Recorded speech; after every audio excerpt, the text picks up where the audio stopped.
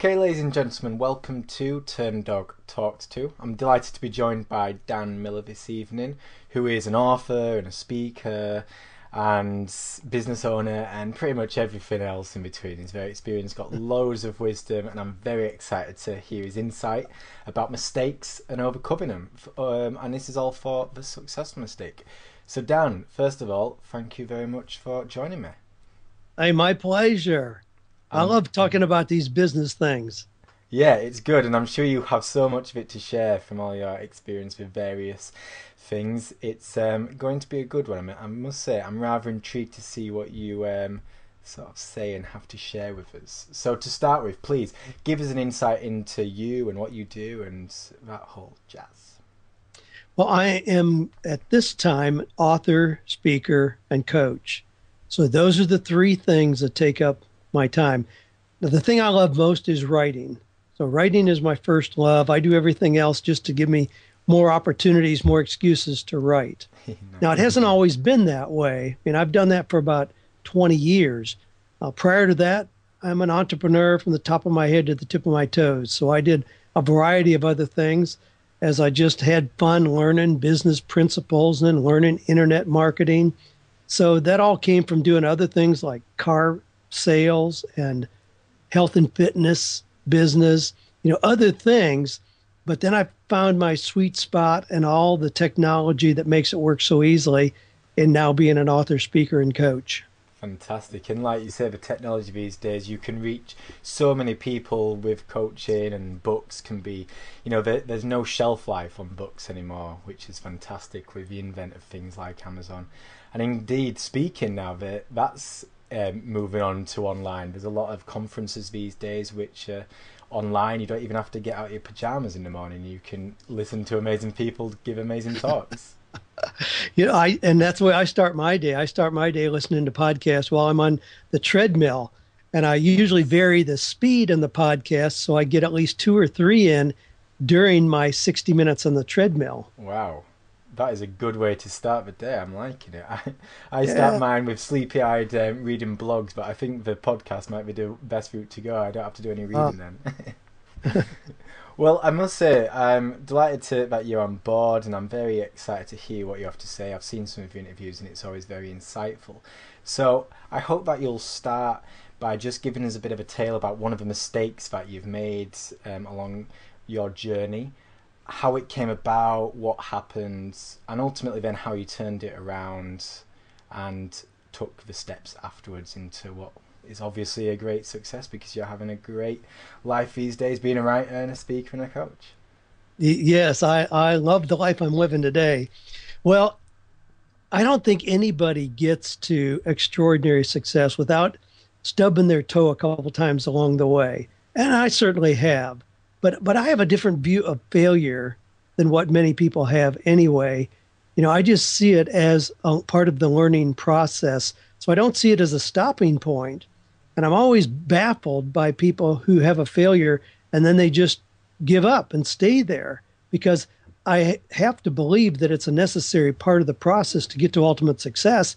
So they're giving up the momentum that they were gaining once they get to that failure. Anyway, we could talk about that all day long. But about 20 years ago, being an entrepreneur, I had some early successes, probably found it too easy. And so I got sloppy in what I was doing. I know that. I got spread too thin, and I bought a business. It was a health and fitness center where I had no interest in the business at all. But I simply looked at the money that was being generated, just looked at the cash flow and thought, well, this is a no-brainer. I'll just do this.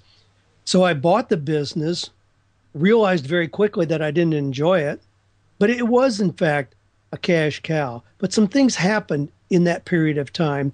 The bank that I was dealing with changed ownership 3 times in 2 years.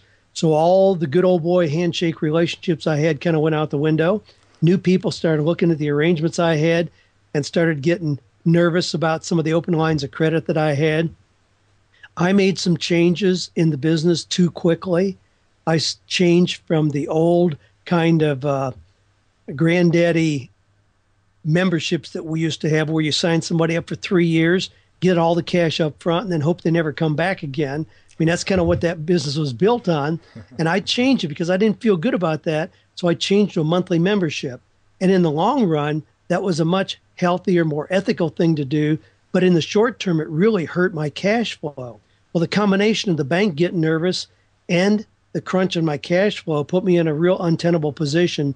And I ended up selling that business at a public auction. Again, not really thinking it was a big deal. But when all was said and done, I owed about $430,000 and had no assets. Well, part of what I owed was to the IRS, which was a horrible mistake because they don't give any kind of leniency or grace at all. And that compounded my problem exponentially. So I lost our house, our cars, everything.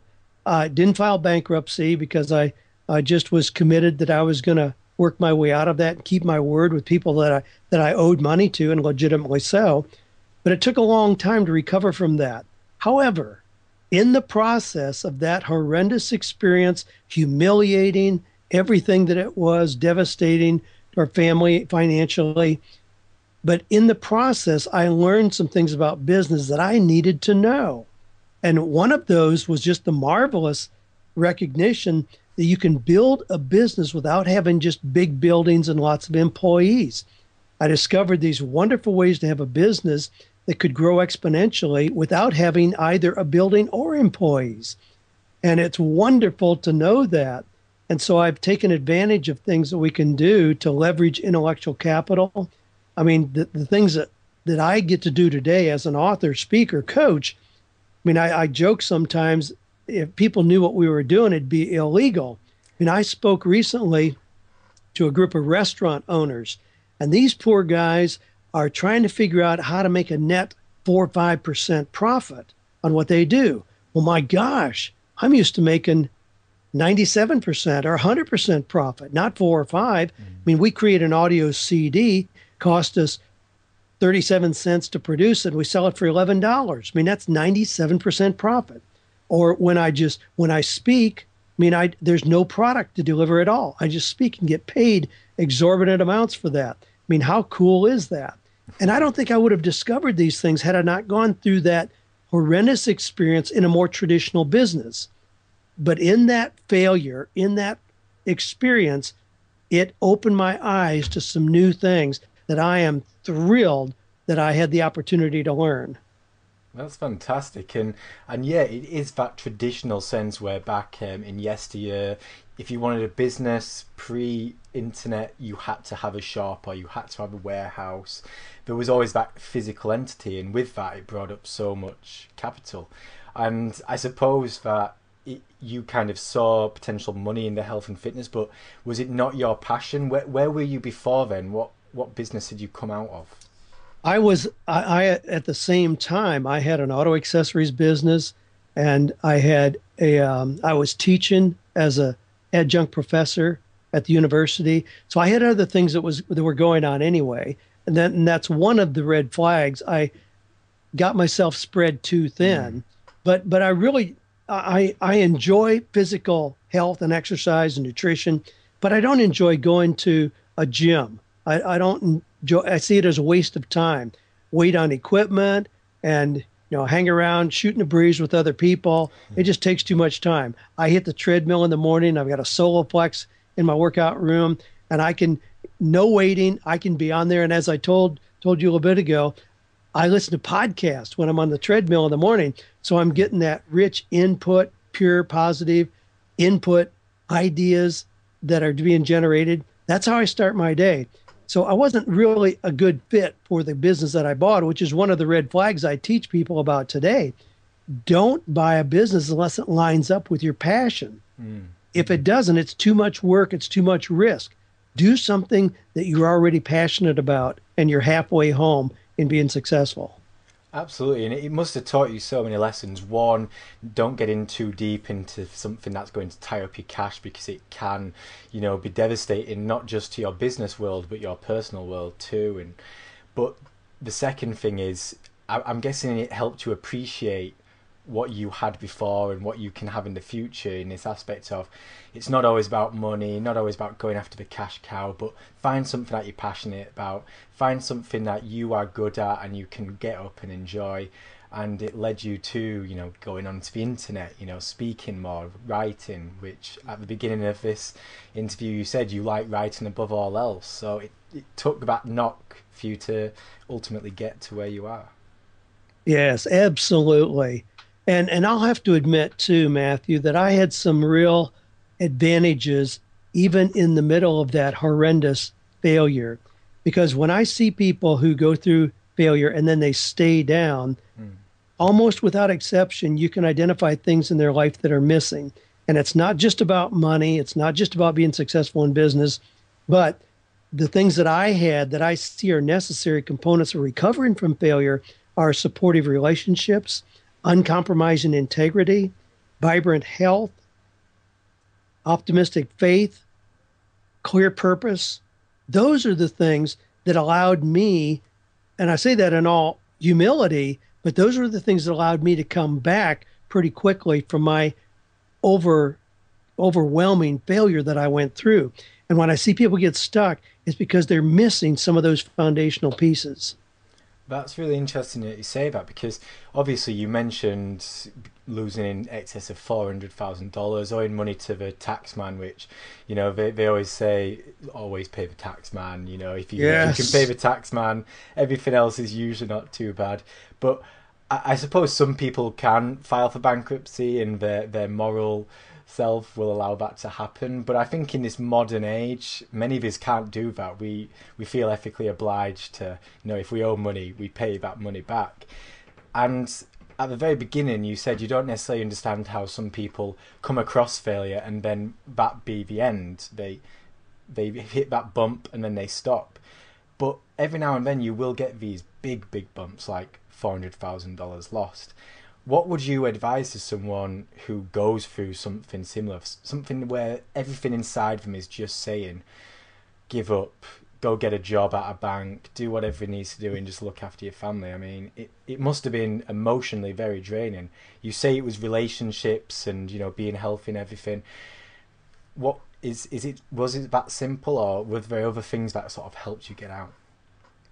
Well, it isn't simple at all, but those things really had a lot to do with my recovery and being able to come through that.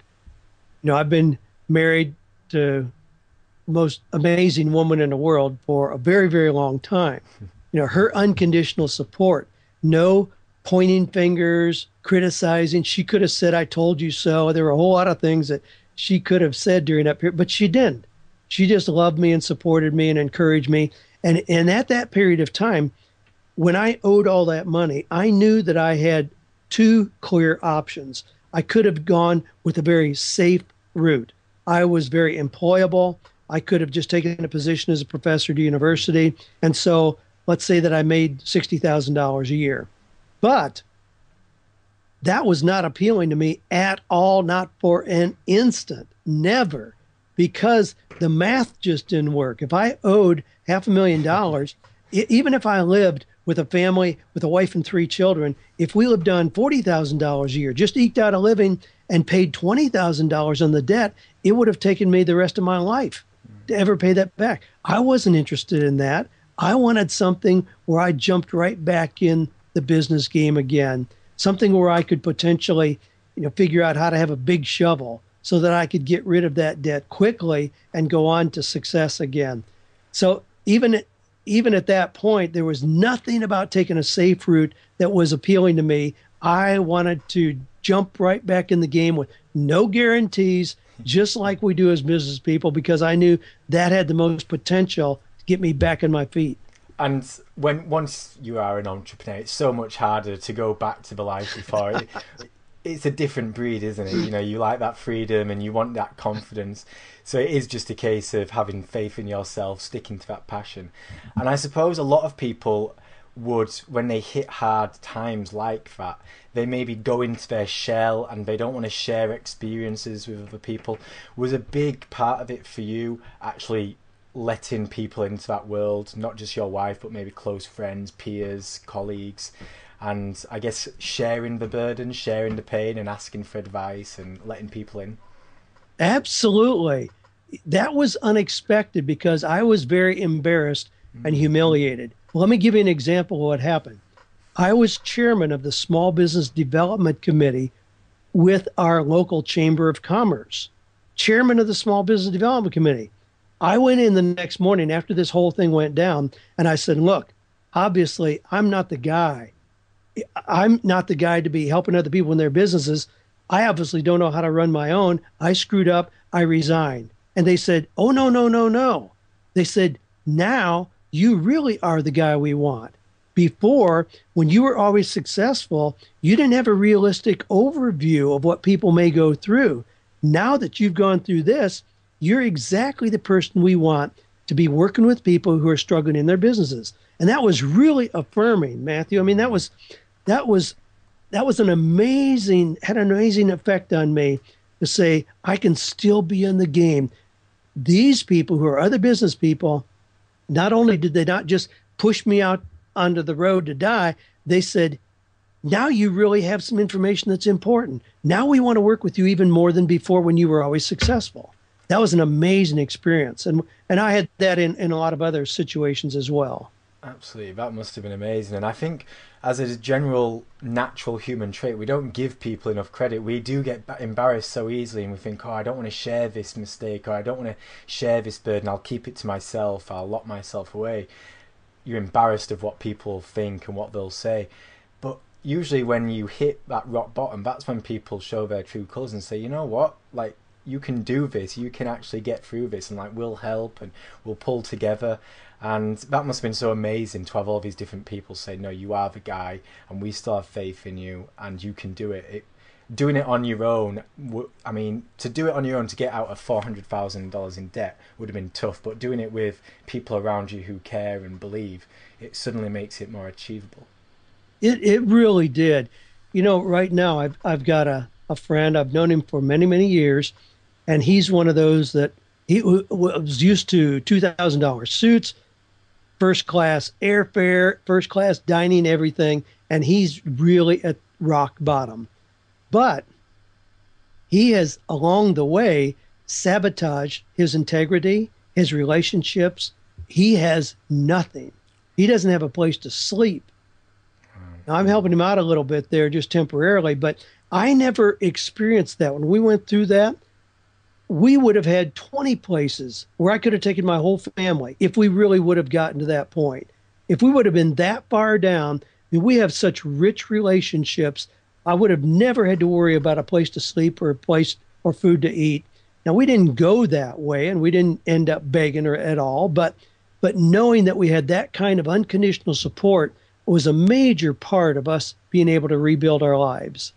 That's amazing, yeah. And it comes back to that idea of passion, I think, because if you get into business for the wrong reasons, aka you just see the big pot of gold at the end of the rainbow, it's so easy to kind of be cutthroat, you know, put ethics to one side, not really care about relationships. Oh, it's going really well for me now, so I'll forget about everything else. Whereas if you build a life around passion and you love what you do, that's going to show. And you're not just kind of building colleagues and peers, you're building relationships. So if you go after passion in the beginning, you're not only doing something great now, but just in case something goes wrong down the line, you're going to be a person who everyone wants to help. Yeah, absolutely. And that's, you know, not just that it's a safety net, but No. it's a real reassurance Yeah. to know that I'm not, but that's the cool thing about being in business. I mean, the thing that I enjoy as much as anything is seeing other people succeed. And I see people who have read my books or that I've had the privilege of coaching, and they've gone on to just amazing success. I mean, that is so cool to watch that. But what that also means is there's a whole lot of people out there that consider me a part of helping them to get where they are. So if I ever needed to draw on that in terms of, hey, now I'm in need, I mean, I have so many resources out there that I could draw on that I could never exhaust them all. Fantastic. And it is, it's all part of a journey, and you just have to keep your head up high and just keep plugging away. And that perseverance, it really does show. And I'm guessing that from the actual mistake, losing that money and the business being sold on, to getting to a point where you started to grow again, was it a space of a couple of years or? It wasn't that long, but I had a whole lot of money to repay, and Yeah. especially the money that I owed to the IRS began accumulating penalties and interest, Mm. and they were absolutely merciless. I mean, to the literal point of having somebody standing in my driveway at 6 a.m. in the morning. It was just really ridiculous. But what I did at that point, I had no money, absolutely nothing. I had no assets of any kind to start a business or do it. But what I did is I jumped right into a commission only sales position. I mean, I can sell. That's always something that where I can land on my feet. And so I took a position, zero guarantee, no salary, nothing, just the opportunity. And I just hit the streets. Yeah. I Yeah. borrowed an old rattletrap car from a friend of mine. Things smoked like a chimney, used about a quart of oil every 100 miles. But I just needed something to get me around. And I just hit the streets, had a product to sell, and started selling. But within about 4 months, I was back to making $10,000, $12,000 a month. Wow. So I started very quickly. You know, we lived very frugally during that period of time, but I started very quickly making some progress on those debts that I had and letting people know that I was going to honor my debts. Now, I was advised by everybody just to file bankruptcy, and it would have wiped out most everything that I had. Now, not the IRS, that doesn't go away even in bankruptcy, but the rest would have. And I told those people, if you sue me, there's nothing there. You'll get nothing. But if you just believe me that I'm going to make good on this, I'll pay you over time. And so I was able to show pretty quickly in small amounts that I was actually going to do that. And nobody did sue me. It wasn't, I mean, people knew me, Yeah. and people trusted me. So if it was that I had ordered 200 t-shirts or we had radio time or billboards or whatever, they knew me, Yeah. and they just believed me. Nobody came after us with a big stick, and we just started working our way out. And again, that comes down to the relationships you build over time. And I think that it's such an amazing vision because you literally hit the streets and hustled your way back. And it's like, right, this might not be what I want to do in the long run, but I'm just going to be proactive, start chipping away at things. And this is where I'm going to be in a year. This is where I'm going to be in 3 years. And in 5 years, it'll just be something I can look back on and laugh. And I'll be, sipping margaritas on the beach or something. And you got to have that end goal and that hustle. It's so fantastic to hear. And we were doing exactly that last week, sipping margaritas down on the beach. So Fantastic. things are good. Yes, it took a bit of time, but that mistake got you there. Well, it's been an absolute pleasure, and it's Thank been you. such an insightful story, and it really is a kind of, I suppose, riches to rags and back again kind of story where it shows that a successful person can make a devastating mistake because you obviously had businesses before then, things were going well, but Yes. people who have it all can lose it all rather easily, but it doesn't mean that's it. You can still build yourself back up to something that you love even more, and it might mean more money or it might just mean more time to spend with your family, but sometimes these things, I know one of my favourite stories is an English entrepreneur called Peter Jones who had a very successful business, lost it all by 30, and by the time he was 35 he had more money, he had a business that suited him even more, and he's now like one of TV's famous entrepreneurs. He's on everything, but Wonderful. it took him to like lose everything to get there, and I think them kind of stories are amazing. They're an inspiration. Just part of the process. Absolutely. Well, it's been an absolute pleasure, and I thank you for your time and your knowledge. And I'm sure everyone watching has appreciated your words. So thank you for watching, and Dan, thank you for joining me. Thank you. It's been my honor. Absolute pleasure. Cheers.